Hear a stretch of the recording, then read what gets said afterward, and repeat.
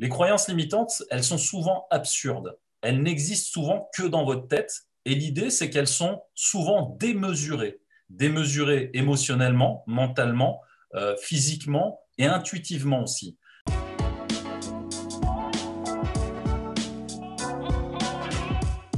Ça fait super plaisir de reconnecter depuis la dernière rencontre, depuis le dernier live. J'espère que vous allez bien, que vous avez la patate. On se retrouve, on se connecte.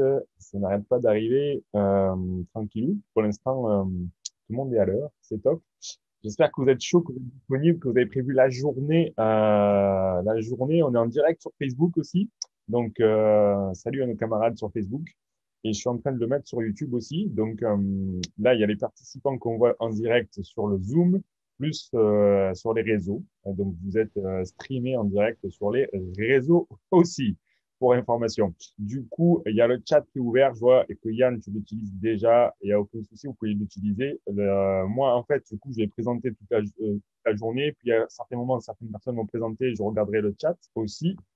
Et du coup, vous allez avoir tout ce que vous avez besoin pour investir dans l'immobilier. J'espère que vous êtes chaud, qu'on va partir pour une journée complète.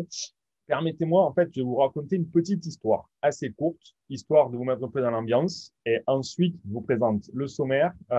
Qu'est-ce que vous allez voir ce matin? Qu'est-ce que vous allez voir cet après-midi? Voilà. Du coup, j'aimerais, pour commencer, vous poser une petite question. La question est qu'il faut vraiment réfléchir au tout début, c'est quand la dernière fois, en fait, au final, que vous vous êtes senti libre. Libre de par Covid, libre de par votre employeur, libre dans la vie tout court. Parce que on le sait, investir dans l'immobilier, c'est sympa, mais il n'y a pas que ça. Il n'y a pas que ça. Et le but, c'est quoi? C'est pas de gérer des locataires. C'est à mon sens, c'est de se constituer une liberté. Donc, mettez-vous dans l'état d'esprit et réfléchissez quand est-ce que vous vous êtes senti libre pour la dernière fois, honnêtement, et écrivez-le.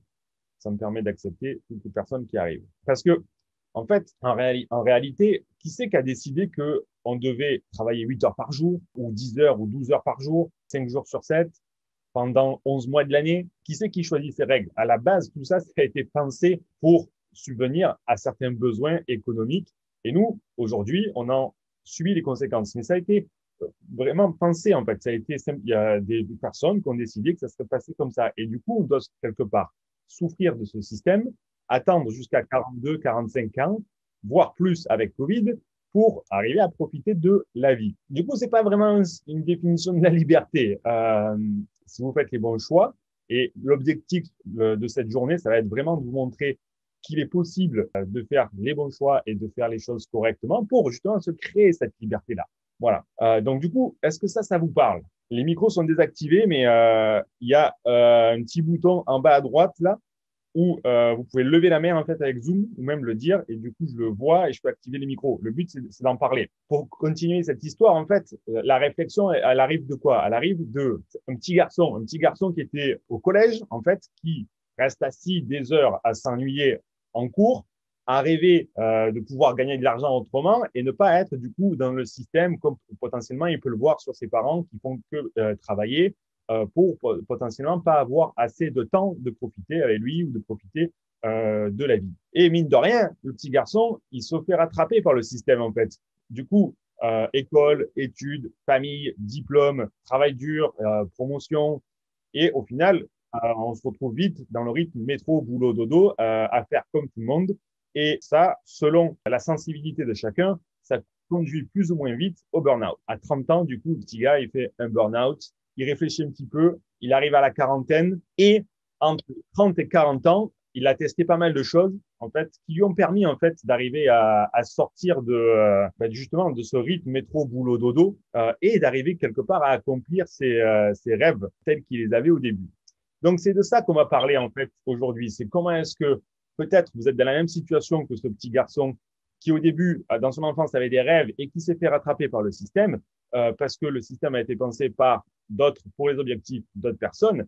Mais en faisant les bons choix, vous arrivez à terme à vraiment arriver à créer votre liberté. La liberté, moi dans mon cas par exemple, c'est faire des vidéos sur YouTube, passer un message, faire des séminaires comme celui-ci, passer du temps dans les Pyrénées, passer du temps avec mon fils, avec ma famille. Là du coup, ben, on est libre de ses décisions et je peux vous garantir que la vie, elle est quand même beaucoup épanouissante et libre de sens quand on a cette capacité à dire non, à prendre ses décisions en étant totalement libre des conséquences de ses choix. Donc, le sujet d'aujourd'hui, il est simple. Il est de vous aider à redevenir maître en fait de votre temps et de votre liberté. J'aimerais bien savoir un petit peu qu'est-ce que vous en pensez. Est-ce que ça vous parle? Qui c'est qui nous prend un petit peu la parole pour nous dire si ça lui parle ou pas? Ouais, salut tout le monde. Ouais, c'est un peu compliqué, j'ai les gamins en même temps, donc je fais ce que je peux. Non, mais moi c'est clairement une prise de conscience l'an dernier avec la grosse crise du Covid.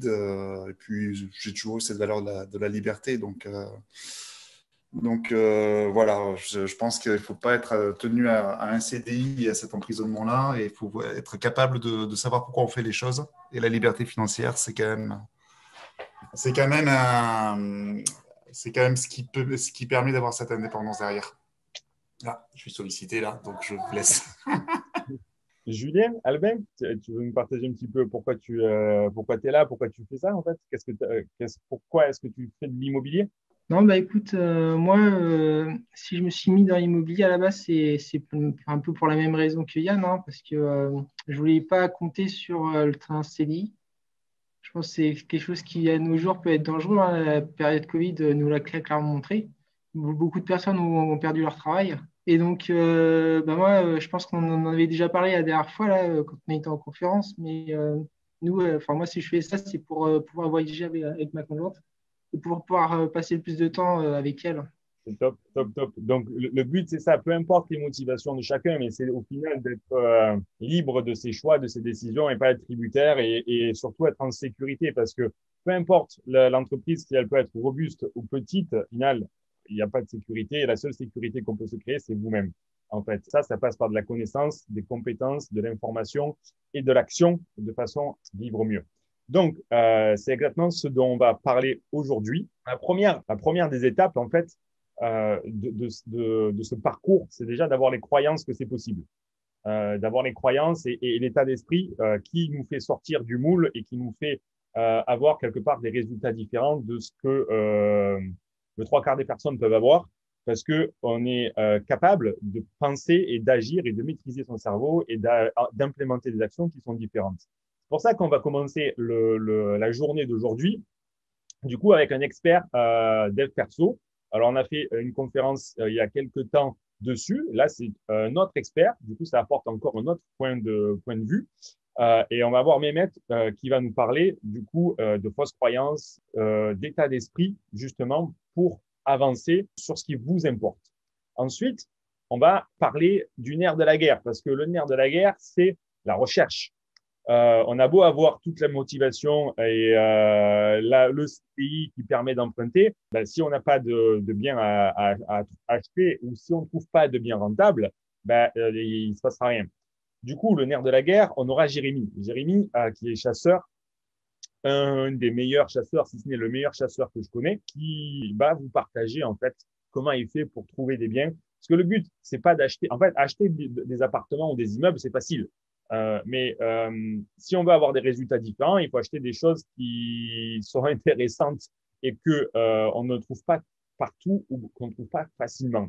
Donc là, vous allez avoir Jérémy qui vous partagera du coup toutes ces techniques, son expérience en fait pour trouver des pépites. Après, on va parler automatisation. On va parler automatisation avec Steven. Steven, le gars, il fait de LCD. Bon, moi aussi, mais carrément à un autre niveau. C'est dingue l'automatisation qu'il est capable de mettre en place. C'est dingue le marketing qu'il est capable de mettre en place justement pour arriver à louer cher toute l'année, même en période de Covid, et à ne pas être impacté ou impliqué dans la gestion de ces investissements.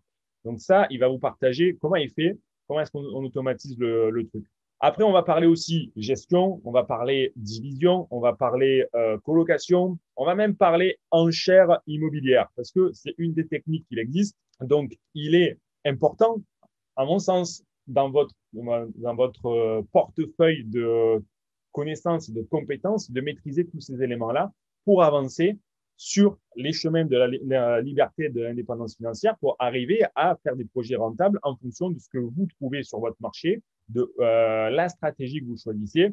Parce qu'il y a plusieurs solutions, il faut avoir plusieurs cordes à votre arc et il est très important de les maîtriser. Donc, d'ici ce soir, enfin, d'ici la fin de l'après-midi, vous saurez exactement toutes les étapes, les meilleures techniques actuelles du marché pour vous créer votre propre liberté. On va vous aider à définir ce qui est important pour vous, trouver le bien, à le gérer de la meilleure manière que ce soit. Du coup, est-ce que vous êtes chaud? Est-ce que vous avez des questions? Sinon, du coup, on attaque avec Mehmet et les fausses croyances. Qui c'est qui a une question sur le sujet ou on attaque? Ne soyez pas timide. Oui, c'est clair. Bon. Hâte de voir la suite. Oui. Bien déjà, bonjour à tous. Merci de m'accueillir, Julien. Ça fait vraiment plaisir d'être là, entouré de gens, d'entrepreneurs, d'investisseurs qui prennent vraiment leur vie en main pour gagner leur liberté, comme tu disais. Donc, je dirais, les premiers pas vers le mindset justement de l'entrepreneur. C'est vraiment ça, en fait, c'est de voir. Et moi, je trouve que le mot liberté, il définit assez bien, en fait, tous les investisseurs que j'ai déjà accompagnés et surtout les personnes qui sont là aujourd'hui. Donc, bravo à vous, en tout cas, parce que la liberté, ça se gagne. Ça se travaille, ça passe par de la formation, ça passe par des collectifs comme on fait aujourd'hui. Donc, en tout cas, bravo à vous. Vous avez tous décidé de passer le cap avec Julien, qui est excellent là-dedans d'ailleurs. Vous avez vraiment beaucoup, beaucoup de chance d'être là ce matin. Et puis, on voit la différence de toute façon entre ceux qui réussissent à prendre leur liberté parce qu'ils sont là un samedi matin pendant toute une journée à se former alors que d'autres font plein d'autres choses. Donc, bravo à vous. Et on va parler de ça justement aujourd'hui. C'est les fameuses croyances, justement. J'appelle ça les croyances limitantes parce qu'en fait, moi, je suis un spécialiste des croyances limitantes et notamment celles que vous fabriquez naturellement avec la petite voix que vous avez dans la tête, moi, que j'ai tendrement appelé le connard ou la connasse intérieure. Alors, pour faire simple sur mon parcours et pour pas prendre trop de temps là-dessus, parce que j'ai que 45 minutes pour vous délivrer le message, le parcours que j'ai eu en fait durant ma vie, c'est 24 ans où j'étais cadre dirigeant dans de très grosses entreprises du CAC 40. Et durant cette période-là, en fait, j'étais moi-même en fait très empathique et j'ai laissé passer plein de choses avant ma liberté en fait, que ce soit mon entreprise, mes amis, ma famille. Et en fait, pendant 24 ans, j'ai tout laissé passer avant moi-même. Et un jour, au bout de 24 ans, mon corps m'a rappelé à l'ordre avec un ulcère que j'avais pas traité.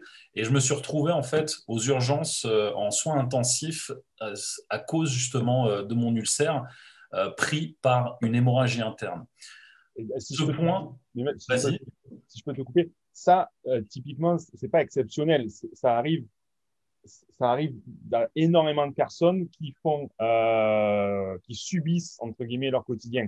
Et c'est malheureux, c'est désastreux que la société, quelque part, nous inflige ça au détriment de notre santé. Et c'est pour ça que l'immobilier, ça va vous permettra de passer outre ces aléas. C'est ça. Et en fait, c'est clairement ce que j'avais pas fait à l'époque. Tu vois, j'avais pas préparé l'avenir, j'avais pas investi, j'avais pas fait de choses qui pouvaient m'amener cette liberté. Et du coup, en fait, une fois que je me suis retrouvé entre la vie et la mort, on va dire ça comme ça, il y a eu aussi une deuxième étape, c'est que à l'époque, l'entreprise dans laquelle j'étais dirigeant, en fait, m'a clairement annoncé qu'ils voulaient me licencier parce que l'entreprise allait mal. Et ils m'ont licencié en fait 15 jours après que je sois sorti de l'hôpital. Donc en fait, c'est comme si on avait appuyé sur le bouton reset de ma vie et j'ai tout recommencé à zéro de ce point-là en fait.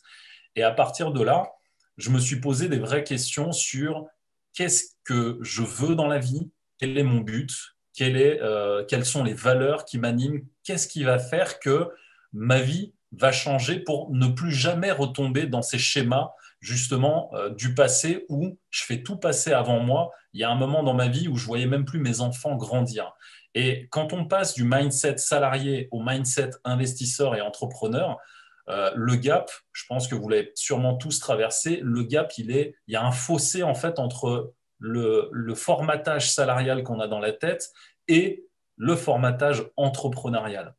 Et en fait, je me suis rendu compte que les croyances limitantes que j'avais à cette époque-là étaient vraiment construites, c'est-à-dire conditionnées par beaucoup de facteurs. Et c'est de ça dont je vais vous parler aujourd'hui sur cette intervention.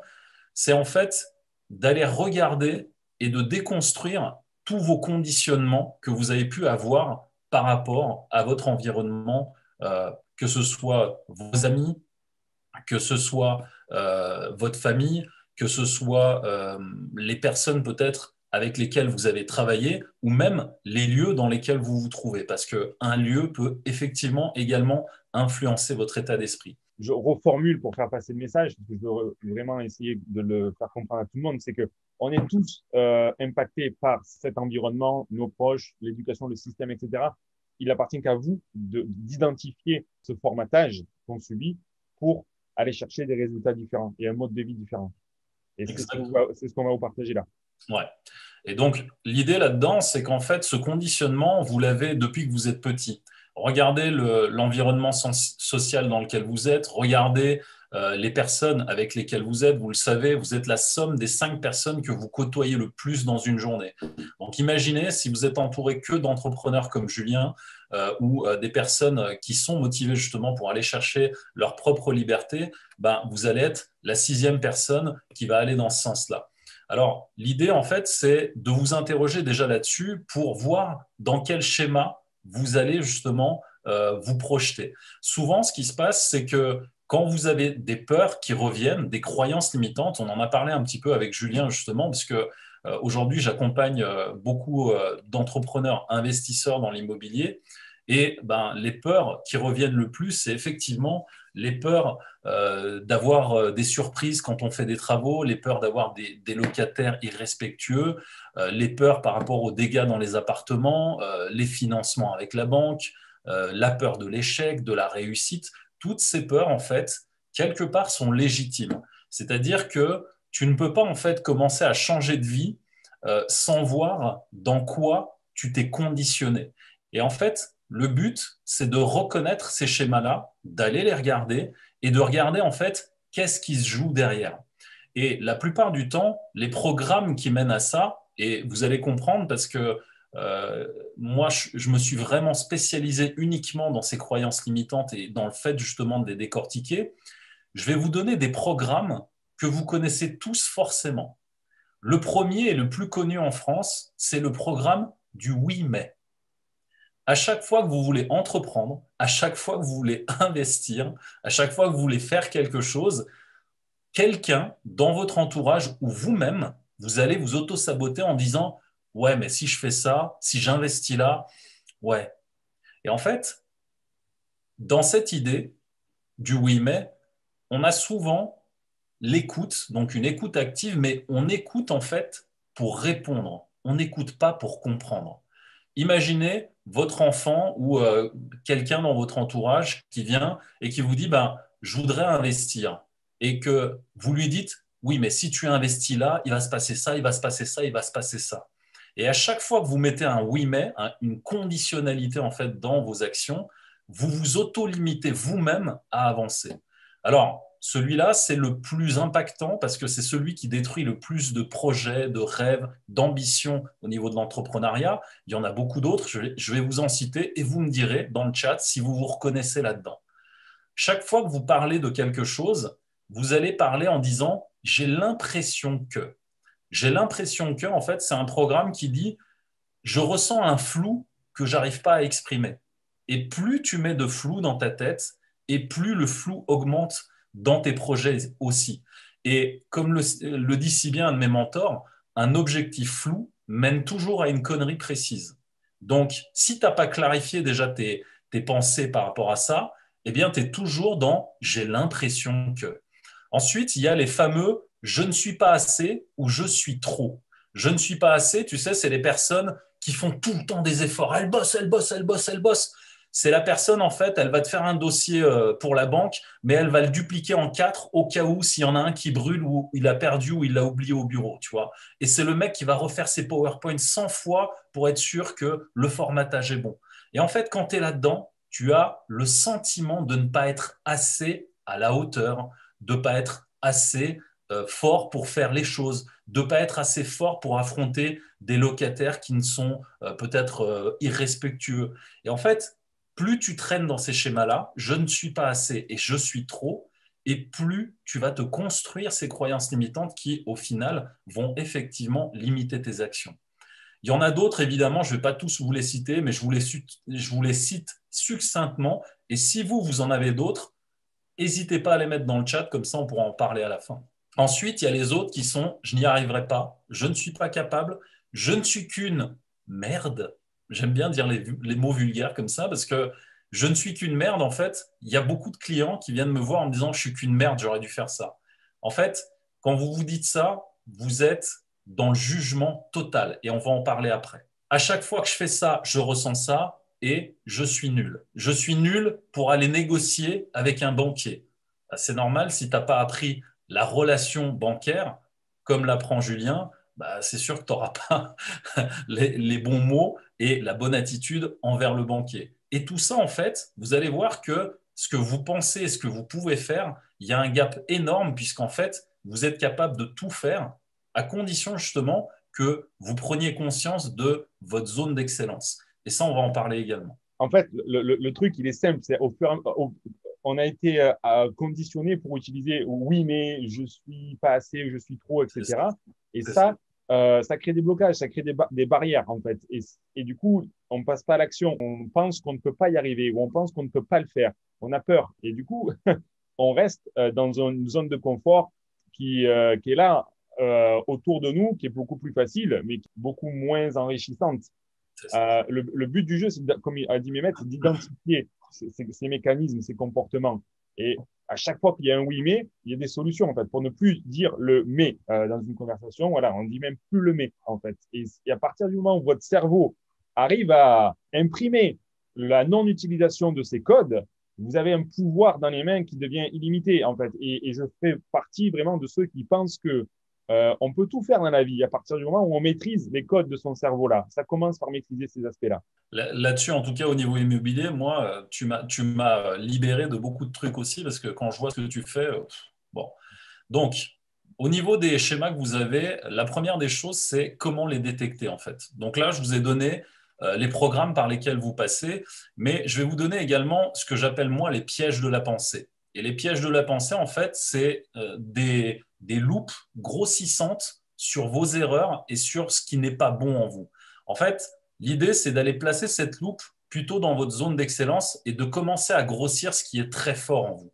Donc déjà, pour comprendre ce mécanisme, je vais vous donner deux, trois petites astuces en fait pour les reconnaître. Et à chaque fois que vous les reconnaîtrez, vous apprendrez à les transformer avec l'outil que je vais vous donner à la fin. Les croyances limitantes, elles sont souvent absurdes. Elles n'existent souvent que dans votre tête. Et l'idée, c'est qu'elles sont souvent démesurées. Démesurées émotionnellement, mentalement, physiquement et intuitivement aussi. Souvent, les personnes disent, quand vous arrivez dans un appartement, que vous avez un coup de cœur, vous dites, il y a un truc là. Là, l'endroit, je le sens bien. Et en fait, peu importe si on vous dit il y a des travaux, il y a des trucs, il y a un truc qui fait que vous sentez que c'est le bon appartement. Et en fait, quand vous êtes là-dedans, c'est ni plus ni moins que votre cerveau qui fait un raccourci en fait. C'est-à-dire que c'est votre intelligence qui fait un excès de vitesse en vous disant c'est ça que tu dois faire. Alors, la plupart du temps, vous verrez que votre mental va revenir en disant non, non, non, non. Attends, regarde les travaux, regarde de près, regarde ci, regarde ça. Du coup, vous vous coupez de cette intuition qui, généralement, et là, vraiment dans 90% des cas, est la bonne. Parce qu'en fait, cette intuition va pas vous donner en fait la logico-logique des choses, elle va juste vous donner une énergie qui va vous dire que c'est bien ça. Alors, dans la plupart des cas, vous ne ferez pas confiance parce que le mental va vous dire qu'il y a des choses qui ne fonctionnent pas. Et au final, regardez bien, vous aurez sûrement un résultat qui allait dans le sens de l'intuition et peut-être pas du mental. Et après, vous me donnerez si effectivement vous avez eu des expériences comme ça. Je suis très friand de ce petit genre d'expérience. Je me permets de te recouper, mais moi, ce que j'ai découvert au plus où je baigne voilà, le fait d'avoir du temps, en fait, le fait d'avoir du temps, ça amène aussi des réponses à des questions qu'on peut se poser. Et du coup, ça commence à devenir un cercle vertueux. Et ça devient de plus intéressant. Donc, quand on commence à baigner là-dedans, c'est top. Et on s'aperçoit qu'en fait, notre propre ennemi, le pire ennemi qu'on peut avoir, c'est notre mental. Et dans la vie, c'est le mental qui nous limite, lui qu'il faut arriver à, pas combattre, mais maîtriser. Et ces outils-là, c'est excellent. Ça permet vraiment d'avoir des résultats et d'avoir des moyens que le trois quarts des personnes ne soupçonnent même pas. C'est ça. Et en fait, à partir du moment où tu arrives à être dans l'accueil du mental, dans l'accueil de tes émotions et dans l'accueil également de ton intuition, ce qui se passe, c'est qu'il y a un rééquilibrage naturel qui se fait dans ton corps. L'idée, en fait, c'est de ne pas donner démesurément de la place au mental et de ne pas donner démesurément de la place à l'intuition ni à l'émotion. L'idée, en fait, c'est de travailler en collaboration avec ces trois parties-là qui font partie de vous-même. Et vous verrez que souvent, quand vous avez trop justement agi sur votre mental qui prend trop de place, les limitations apparaissent. Pareil émotionnellement, quand vous vous dites que vous faites un achat coup de cœur et que derrière c'est la merde au niveau de tout ce qu'il y avait au niveau des travaux, de la banque et tout, bah forcément, vous n'avez pas pris la bonne décision, vous n'avez pas suivi l'intuition qui va être, elle, je dirais, égale à tous les niveaux. Donc vous allez voir qu'avec ces pièges de la pensée, et souvent c'est là-dedans que vous baignez quand vous ne voulez pas passer à l'action, vous allez reconnaître justement des schémas qui vous empêchent d'agir là-dessus. Donc le premier que je vous donne, c'est le jugement. Arrêtez de vous juger. C'est-à-dire que l'action de juger, c'est comme une action en justice, vous mettez le coup près comme s'il n'y avait pas de retour en arrière. Le jugement que vous avez en vous-même, la petite voix de la connasse ou du connard que vous avez en vous, dit « mais t'es qu'une merde, t'aurais pas dû prendre ce prêt bancaire, mais t'as vu ce que t'as fait ?» Et en fait, vous allez sans cesse rabâcher des choses sur je me suis jugé, j'aurais pas dû faire ci, j'aurais pas dû faire ça. Et en fait, ce jugement-là, il n'y a que vous qui le voyez. Dans votre situation, au moment où vous avez pris cette décision, c'était la bonne qu'il fallait prendre et il n'y a pas de regret à avoir. Et à chaque fois que vous vous jugez sévèrement, eh bien, vous vous enlevez en fait les opportunités d'avoir plus de choix, mais surtout d'avoir une autre vision de vous-même. Donc, chaque fois que vous vous jugez durement, posez-vous la question, qui dit ça? Est-ce que c'est mon connard qui parle?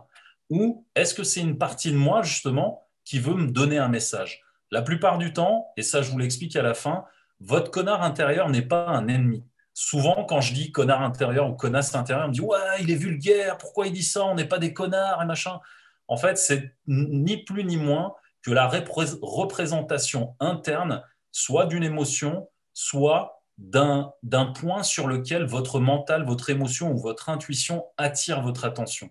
L'idée, c'est que derrière, il y a une peur, peut-être il y a une colère, peut-être il y a une tristesse. C'est juste d'aller regarder ça et de voir qu'est-ce que ça pointe du doigt. Est-ce que c'est une peur, effectivement, qui est légitime ou illégitime, complètement irrationnelle? Et ça, vous devez commencer à le détecter avec le jugement que vous vous portez à vous-même. Ensuite, vous avez la justification.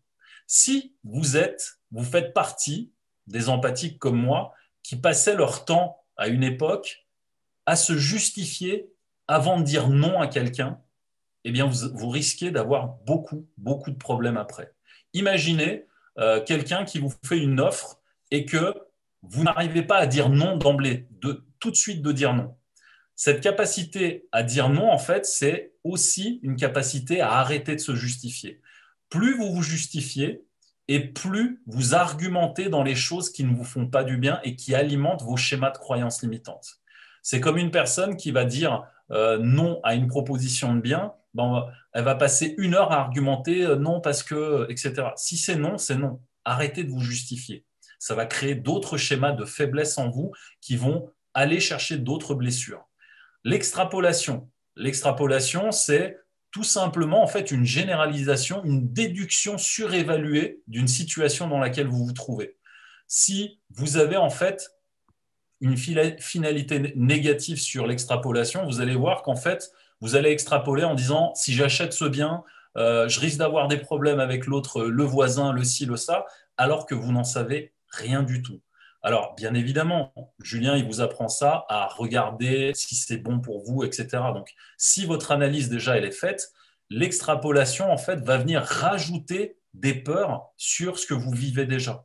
Donc, plus vous extrapolez et moins vous êtes dans le rationnel et plus vos peurs grandissent. Ensuite, vous avez les suppositions qui sont excellentes quand vous voulez vous convaincre qu'il ne faut pas faire la chose. Imaginons, vous devez aller visiter un bien et vous partez sur des suppositions en vous disant, les suppositions, hein, pour faire simple, c'est des hypothèses hypothétiques. C'est genre, j'arrive, je dis, bah voilà, supposons que cet appartement, je l'achète. Combien vous me faites de remise ou supposons qu'il se passe, je sais pas, un problème avec le voisin. Comment je dois faire? Et en fait, plus vous supposez les choses et moins vous donnez l'autorisation d'aller vers l'action, vers le fait d'investir. Et c'est souvent ces suppositions-là qui vous empêchent de passer à l'action. Parce qu'en fait, vous devenez le Spielberg dans votre tête de la situation dans laquelle vous êtes. Et vous faites des films. Mais ça, c'est le point bloquant des trois quarts des personnes qui veulent investir dans l'immobilier. C'est-à-dire qu'ils voient, vous voyez, vous avez la méthode, ça dégage de la rentabilité, mais il y a, voilà, c'est pas parfait. Du coup, ça crée des peurs, ça crée des freins, et au final, vous n'y allez pas. Et c'est le point. Alors évidemment, il ne faut pas acheter n'importe quoi, il faut vérifier les trucs, mais ça ne sera jamais parfait. Et le fait de faire des suppositions, des hypothèses sur ce qui pourrait se passer par rapport à cet élément qui n'était pas prévu, hein, au final, vous ne passez pas à l'action. Et c'est quelque part, je ne peux pas dire dramatique, ça c'est trop fort, mais dommage, si 90% des points sont OK et que le reste, ce n'est pas OK, ben, il faut faire la part des choses. Et du coup, arrêter de se faire des hypothèses, des films sur ces éléments-là. C'est ça. Et en fait, quand tu fais ça, ben, qu'est-ce que tu fais? Tu fais des suppositions et tu vas sur quoi? Les comparaisons. Les comparaisons, c'est le même acabit. C'est-à-dire, ouais, moi j'ai acheté un appartement, mais regarde, lui, il n'a pas fait comme moi. Enfin, il a acheté autre chose. Franchement, lui, il a plus de chance que moi. Ouais, c'est vrai. Pauvre bichette. Et en fait, tu passes ta vie comme ça à te comparer aux autres. La comparaison, sachez-le, c'est le meilleur outil pour détruire votre estime de vous. Si vous voulez vous mettre 6 pieds sous terre, comparez-vous sans cesse.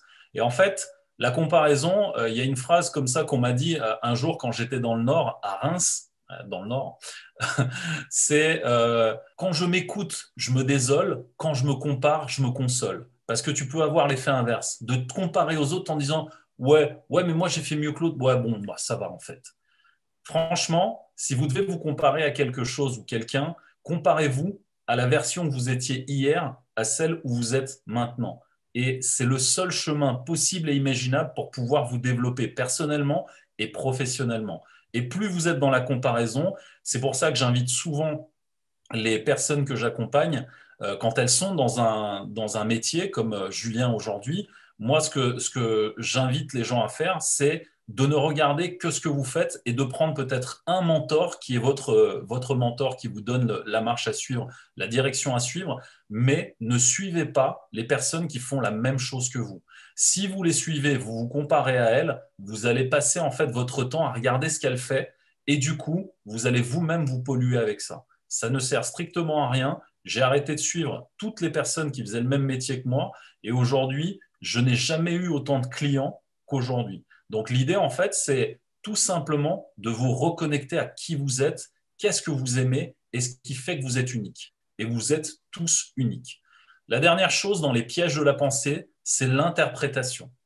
J'interprète que Julien a acheté du côté d'Albi des biens. Donc ça veut dire que s'il a acheté là-bas, c'est bien, j'y vais.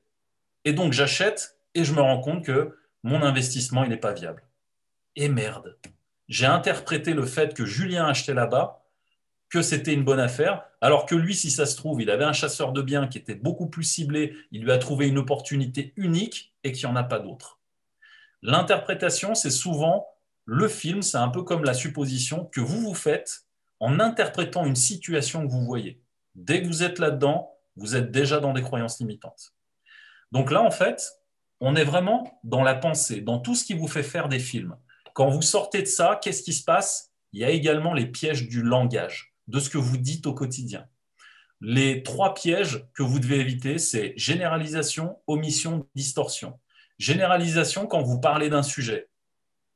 J'ai toujours le trac quand je prends la parole devant le banquier. Et en fait, quand vous dites ça, le mot qui va induire que c'est une généralisation, c'est toujours. Quand vous utilisez des mots comme toujours, jamais, tout le temps, à chaque fois, vous êtes en train de généraliser une situation. Et il n'y a rien de pire pour alimenter vos peurs, vos croyances, tout ce qui traîne en fait et qui vous empêche de le faire. Et évidemment, toujours le trac, quand je parle aux banquiers, il n'y a pas eu une seule fois où tu n'étais pas à l'aise. Vraiment pas une. Et là, tu refais le film en fait. Donc l'idée, c'est de sortir des généralisations que vous avez en tête, de sortir également des omissions. Donc l'omission, c'est une sélection de ce que vous voulez garder en vous et de ce que vous ne voulez pas garder en vous. Et donc, l'idée, elle est simple, c'est que si vous accompagnez 3 de vos clients, c'est un exemple que j'ai eu avec un de mes clients, une personne, en fait, mon client avait formé plus de 800 personnes et il voulait arrêter cette formation où il avait formé 800 personnes à cause de 3 clients seulement qu'il avait critiqués sur 800. Et en fait, l'idée, c'est je veux arrêter le programme. OK, mais pourquoi? Parce qu'en fait, il y a 3 clients qui m'ont critiqué. 3 sur 800, tu es sûr que tu veux faire ça?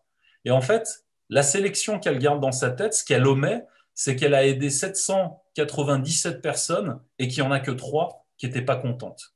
Et souvent, ce qui va se passer, en fait, c'est que quand vous êtes là-dedans, c'est que vous allez regarder un bien et vous allez dire, ouais, il y a ça, il y a ça, il y a ça, mais il n'y a pas ça. Et en fait, vous allez focaliser sur un seul truc qui ne va pas et qui va vous plomber l'investissement alors que ça pourrait être une super affaire pour vous. Donc l'idée, c'est juste de sortir de ce schéma-là aussi et de se dire, je vois autre chose. Et souvent, c'est ce que tu m'avais dit une fois, Julien, le mieux parfois, c'est de retracer les plans, par exemple, quand vous êtes sur un bien, de retracer les plans, le dessin du plan autrement, pour vous aussi, vous imaginer différemment, en fait, l'avenir du bien que vous êtes en train d'acheter. Donc, sortez de cette sélection naturelle, de cette omission. Et le dernier, c'est la distorsion.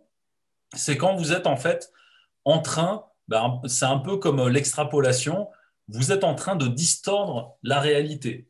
Il y a des personnes, par exemple, qui vont en fait avoir des relations, puisque votre métier, en tant qu'investisseur, n'est ni plus ni moins qu'un métier de relationnel.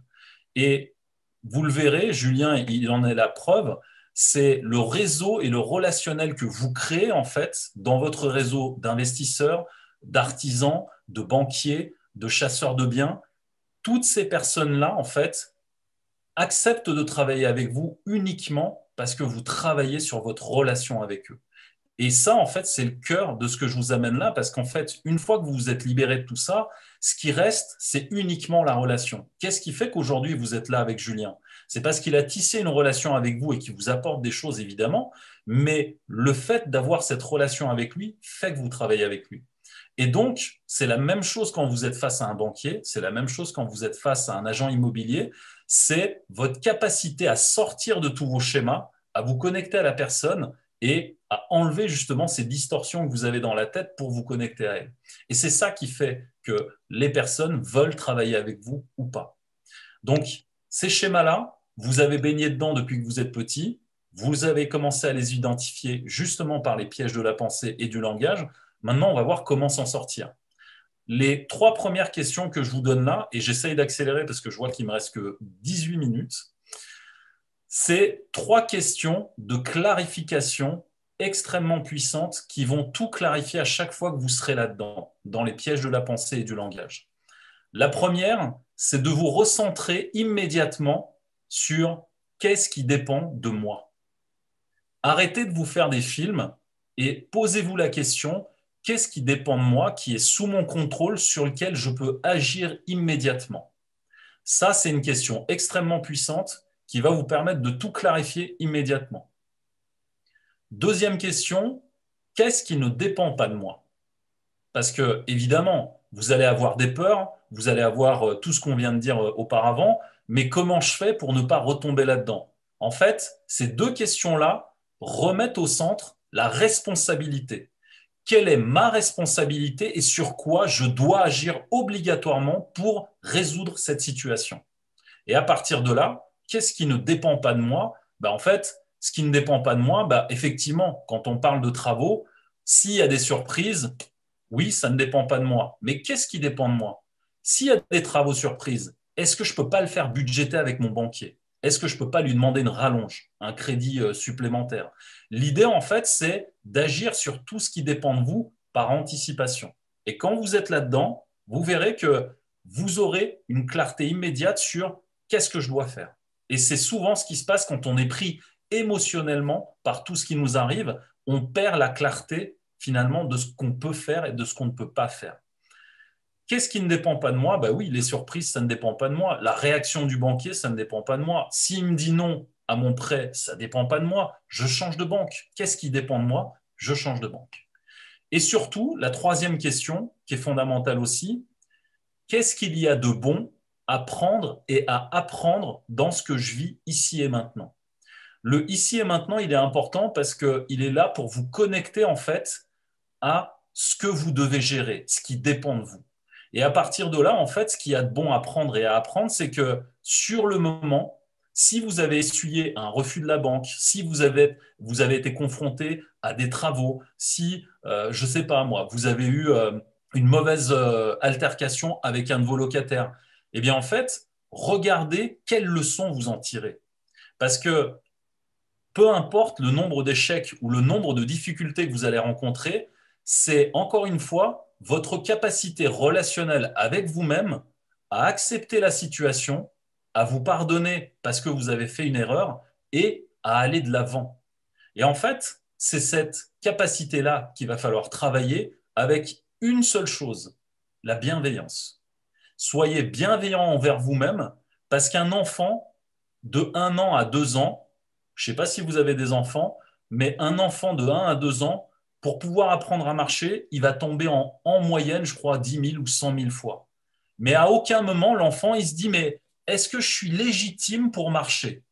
Est-ce que ça te viendrait à l'idée de regarder ton gamin d'1 an et de 2 ans et dire, mais arrête de marcher, tu vois bien que tu tombes. Mais arrête, ça ne sert à rien. C'est complètement idiot. Et en fait, ce que vous vivez là aujourd'hui, dans vos débuts, en fait, dans ce que vous faites, le banquier qui ne va pas, etc., c'est ni plus ni moins qu'un apprentissage. Donc, soyez bienveillants envers vous-même. Les personnes, et je pense qu'il doit y en avoir, la première fois que vous avez investi, est-ce que vous connaissiez un banquier? Est-ce que vous connaissiez comment monter un dossier comme Julien vous l'apprend? Est-ce que vous connaissiez comment chasser le bien? Enfin, non. Bah, tout ça, dites-vous que c'est votre apprentissage.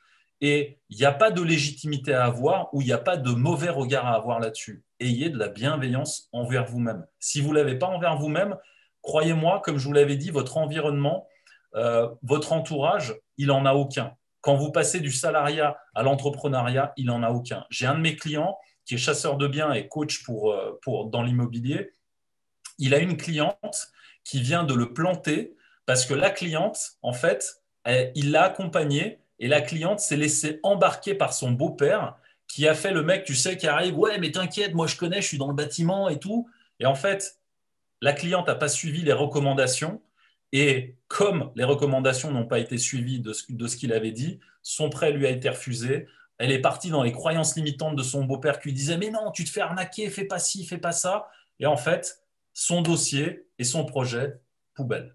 Donc l'idée, en fait, c'est soyez bienveillant envers vous-même et n'écoutez que vous.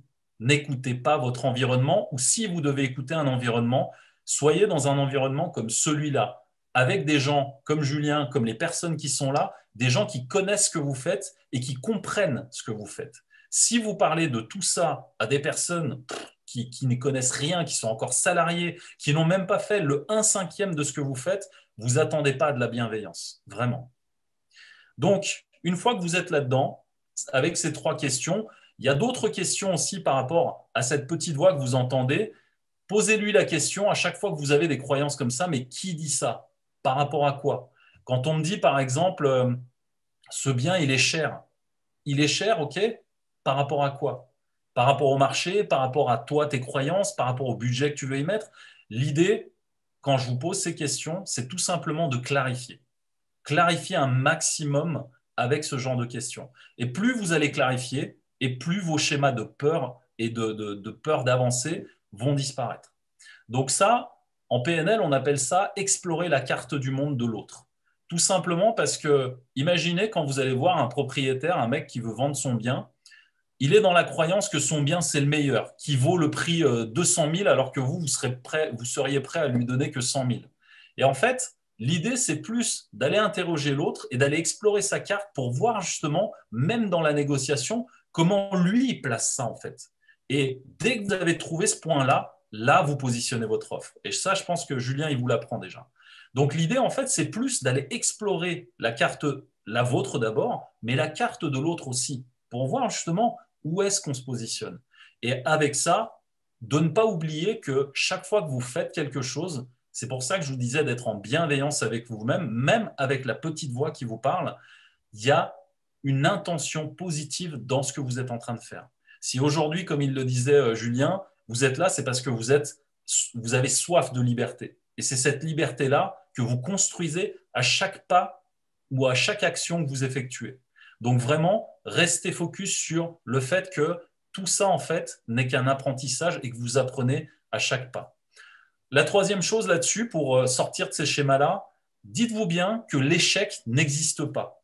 L'échec n'existe pas parce qu'en fait, il n'y a que du feedback. Une situation que vous vivez, en fait, quand vous essuyez un refus d'un banquier, par exemple, ce n'est pas un échec. C'est juste que avec ce banquier et ce dossier et ce que vous avez fait, le feedback que vous avez eu, le retour que vous avez eu, en fait, c'est juste que ce n'est pas le bon endroit, la bonne personne, le bon moment. Point. C'est vous, en fait, qui allez mettre une émotion dessus et qui allez créer justement des peurs en vous disant « Oh mince, je suis nul, j'ai pas dit les bonnes choses, etc. etc. » Vous allez vous juger et retomber dans les schémas dont je vous ai parlé tout à l'heure.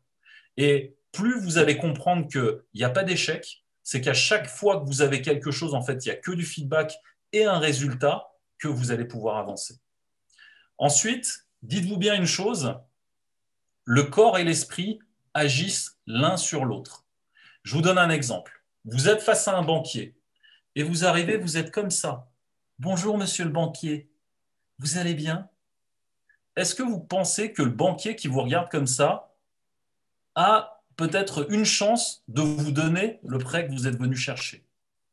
En fait, la posture et le fameux centimètre dont on parle souvent, c'est juste de se redresser et de créer ce qu'on appelle des ancrages. Ces ancrages-là, votre corps vous en donne tous les jours. Et à chaque fois que vous êtes triste, regardez bien, chaque fois que vous pleurez, vos épaules tombent vers l'avant, votre tête également, et le message pour le cerveau et pour l'âme, c'est tout simplement « je suis en train de pleurer, je suis triste ». Donc, pensez bien que chaque fois que vous êtes en train d'entreprendre, vous êtes les leaders de votre entreprise. Je dis souvent que votre entreprise n'est pas une carte de visite, votre entreprise n'est pas un site internet, votre entreprise n'est pas un logo. Sortez de ces croyances-là. Votre entreprise, c'est vous.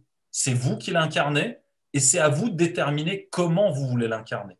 Si vous n'êtes pas là-dedans, si vous ne comprenez pas que c'est une stratégie essentielle pour aller négocier, ben, vous allez voir que vous allez non seulement raplatir votre corps et toujours avoir les mêmes comportements qui vont donner toujours les mêmes résultats. Donc, corrigez votre corps et votre esprit et vous verrez que beaucoup de choses, et surtout votre relationnel, va changer. Et dernier point là-dessus, vous avez tous, chacun en vous, les ressources pour réussir dans la vie. Quoi que vous fassiez, en fait, vous pouvez tout réussir, à condition d'appliquer justement ce que je viens de vous dire avant.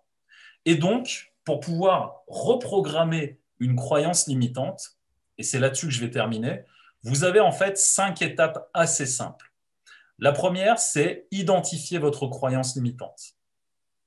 Une fois que vous l'avez identifiée, reformulez-la positivement. Renommez les mots. Quand vous voyez un obstacle, dites plutôt « il y a un challenge ». Quand vous avez un refus, par exemple, d'un banquier, dites-vous « c'est une opportunité pour aller voir ailleurs ». Et l'idée, c'est de renommer les choses positivement pour pouvoir justement trouver une nouvelle croyance aidante. Et donc, quand vous avez une croyance limitante que vous avez identifiée, que vous l'avez renommée, et que derrière, vous vous êtes mis une nouvelle croyance aidante, donc une croyance aidante, par exemple, si vous avez un refus de banquier, c'est de vous dire, eh bien là, j'ai une nouvelle opportunité d'aller voir un nouveau banquier. Et en fait, c'est une nouvelle opportunité parce que nouvelle opportunité de relation avec une personne, peut vous ouvrir des portes pour d'autres personnes. Et en fait, il y a beaucoup d'histoires comme ça dans l'entrepreneuriat. Je pourrais même vous citer de gros investisseurs, mais il y en a une que je retiens assez facilement et je vous la donne aussi. C'est l'histoire de KFC, du colonel Sanders. Le mec, en fait, il est allé taper à quasiment toutes les portes des restaurants qu'il y avait dans son pays. Il a essuyé à peu près 1000 refus et au 1001e, il y a un mec qui lui a dit « Putain, ta recette, elle est pas mal, on va en faire quelque chose. » Et tu vois, le banquier, c'est la même chose. Plus tu vas y aller, en fait, et plus tu vas te créer de nouvelles opportunités. Et peut-être que la millième, c'est pas la bonne, mais la 1001e, ça va être la bonne, en fait. Et ça, c'est vraiment l'histoire de tous les entrepreneurs, la persévérance. Et sans persévérance, tu ne peux pas aller vers la vie dont tu rêves. Ensuite, la troisième chose, c'est que cette nouvelle croyance aidante que tu as mis en place, tu dois l'interroger. Tu dois lui demander en fait quels sont les avantages et les inconvénients d'avoir cette nouvelle croyance aidante qui va me permettre d'avancer en fait. Parce que forcément, quand tu installes de nouvelles habitudes dans ta vie, il y a des plus et il y a des moins. Et donc forcément, il faut regarder si ça va te demander des ajustements dans ta façon de parler, dans ta façon de dire les choses. Parce que si effectivement, tu n'as pas réussi une fois, c'est peut-être parce qu'il y a des ajustements à faire sur, encore une fois, le relationnel que tu as eu avec la personne. Et c'est pour ça que la question de tout à l'heure, qu'est-ce qu'il y a de bon à prendre et à apprendre dans ce que je viens de vivre ici et maintenant, est fondamentale. Si tu as foiré avec un banquier, pose-toi la question, qu'est-ce que j'ai foiré? Comment je l'ai dit? Comment était ma posture? Comment je me suis montré? Est-ce que c'était les bons mots? Est-ce que j'aurais peut-être pas dû commencer plutôt par ce sujet-là et finir sur celui-là? Et tout ça va te permettre de clarifier la situation et de sortir de tes peurs. Et donc, les avantages et les inconvénients de ça, il faut aller justement les regarder. Et ensuite, de te demander en fait cette nouvelle croyance, de te dire, il y a un ancrage que j'ai mis, qu'une de mes clientes a, son ancrage qu'elle s'est créé, c'est tout ce que je fais, je le réussis. Donc, est-ce qu'il serait intéressant pour toi de t'ancrer une croyance comme celle-là, de te dire, chaque fois que je vois un banquier, c'est plié. Il signe avec moi tout le temps. Et en fait, on appelle ça l'intention positive. Et cette intention de départ, à chaque fois que tu vas serrer la main de ton banquier, c'est de te dire, c'est bon, de toute façon, j'ai déjà signé avec lui. Et quand tu es là-dedans, tu deviens inarrêtable. Et c'est ce genre de croyances que tu vas aller regarder pour voir justement si tu peux t'en créer de nouvelles qui vont aller dans ce sens-là. Et surtout, cinquième étape, c'est d'afficher cette croyance le maximum possible partout où tu peux. Écris-la sur ton téléphone, écris-la sur un mur, écris-la sur une feuille. Plus tu vas affirmer que oui, à chaque fois que je vois un banquier, c'est bon, il signe avec moi, plus tu vas le faire et plus ton cerveau va le croire. Pourquoi? Parce que le cerveau, lui, n'a pas de spatialité. En fait, ton cerveau, il est capable de retenir des ancrages dont tu n'as même pas idée. Et en fait, pour lui, le passé, le futur, le présent n'existent pas. Lui, il ne croit qu'à l'ancrage émotionnel qu'il vit. Si je vous dis par exemple, où est-ce que vous étiez le 17 décembre 1997 à 18h39? Là, vous allez me dire, mais maître, non, je ne sais pas, je ne vois pas. Mais par contre, si je vous donne un ancrage comme le 11 septembre 2001, ou c'était quoi, 2000 ou 2001, je ne sais plus, le 11 septembre, je pense que tout le monde s'en souvient. Pourquoi? Parce qu'il y a un ancrage émotionnel mondial qui a été fait là-dessus. Les deux tours jumelles ont été percutées par deux avions. On ne sait pas si c'est des terroristes parce qu'il y a plein de complots théories du complot là-dessus. Mais l'idée, c'est que votre cerveau, il agit comme ça. Si vous lui dites, moi, dès que je vois un banquier, le banquier, il signe avec moi, c'est comme si vous lui disiez, oui, c'est bien la vérité. Et lui, il s'en fout de savoir si c'est passé, futur, etc. Donc, ces ancrages-là, ces affirmations-là, notez-en un maximum tous les jours et vraiment abreuvez-vous de ça tous les jours, tous les jours, tous les jours, tous les jours. Déjà, moi, je te remercie beaucoup. Pour moi, ces sujets ne sont pas nouveaux, mais tu vois, c'est toujours essentiel de les réécouter, de les retravailler. J'espère que vous avez pris des notes parce que vraiment, c'est en maîtrisant chacun de ces éléments-là qu'on devient déjà meilleur dans sa relation à nous-mêmes, sa relation avec les autres, et le pouvoir qu'on a d'avoir des actions différentes et d'aller chercher des résultats exceptionnels, de mettre en place des processus, des mécanismes, d'atteindre des performances, que ce soit sur la recherche, sur le banquier. Voilà, quand vous êtes obnubilé par la croyance que vous allez avoir le prêt, que vous allez trouver le bien, vous arrivez et c'est déjà plié. Le job, il est déjà fait. C'est juste une question de temps, mais vous êtes inarrêtable. Et quand vous maîtrisez votre cerveau, le job, il est fait, en fait. Derrière, c'est une question de temps, ça va arriver. Et c'est pour ça que je voulais commencer, du coup, cette rencontre avec mes maîtres, parce que tout part de là. Tout part de ce que vous avez dans la tête. Alors, il y a l'analytique, les compétences et les connaissances, évidemment, parce qu'on ne fait pas n'importe quoi. Mais il y a toute la partie non mentale et les schémas que notre cerveau nous fait quelque part subir, qu'il faut arriver à identifier et justement pour agir et se comporter de manière plus efficace et du moins passer à l'action et pas être le souffre-douleur de son propre mental en fait. Est-ce que du coup, vous avez des questions? Est-ce que ça vous parle? Qu'est-ce que vous en pensez? Bonjour. Moi, je trouve que c'était vraiment très bien. Moi, en tout cas, ce que j'ai beaucoup aimé, c'était la justification, en fait, où on ne doit pas avoir besoin de se justifier pour dire non. Et c'est vrai que souvent, enfin moi en tout cas, dans mon cas, souvent je me dis non, ça me va pas ou non, j'ai pas envie, mais punaise, ça va être compliqué parce qu'il faut justifier le non.